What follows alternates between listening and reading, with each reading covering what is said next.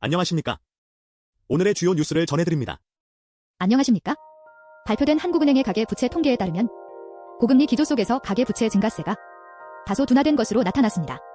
하지만 여전히 가계부채 규모는 높은 수준이며 금리 인상 시 부실 위험이 존재한다는 분석이 나오고 있습니다. 한국은행은 가계부채 증가, 둔화의 원인을 금리 인상과 대출 규제 강화로 분석했습니다.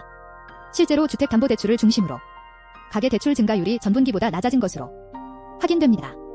그러나 고금리 상황이 지속되면서 이자 상환 부담이 커지고 있으며 취약계층의 부실 위험은 여전히 높은 상황입니다.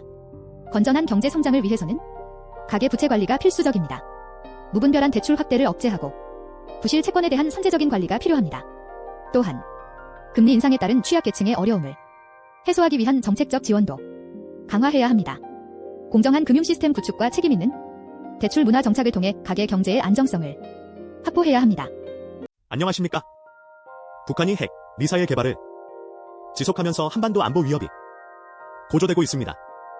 정부는 북한의 도발 행위에 대해 강력하게 규탄하며 국제사회와의 공조를 통해 대응하고 있습니다.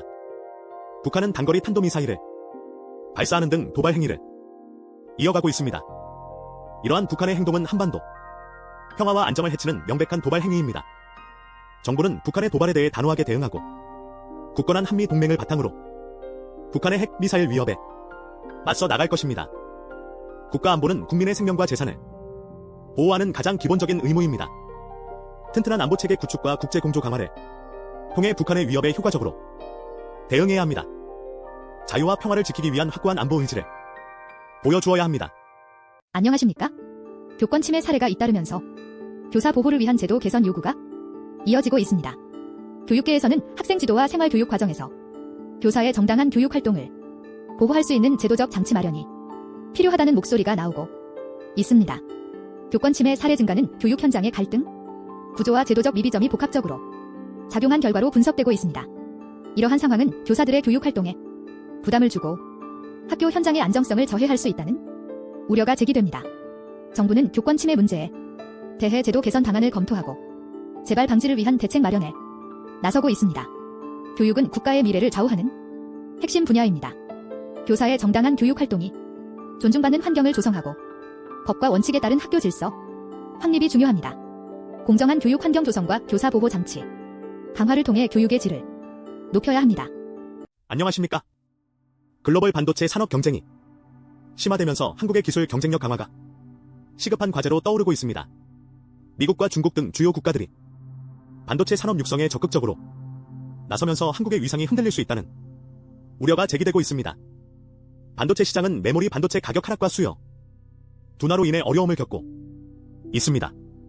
하지만 인공지능, AI, 자율주행차 등 미래 산업의 성장으로 인해 시스템 반도체 수요는 꾸준히 증가할 것으로 예상됩니다.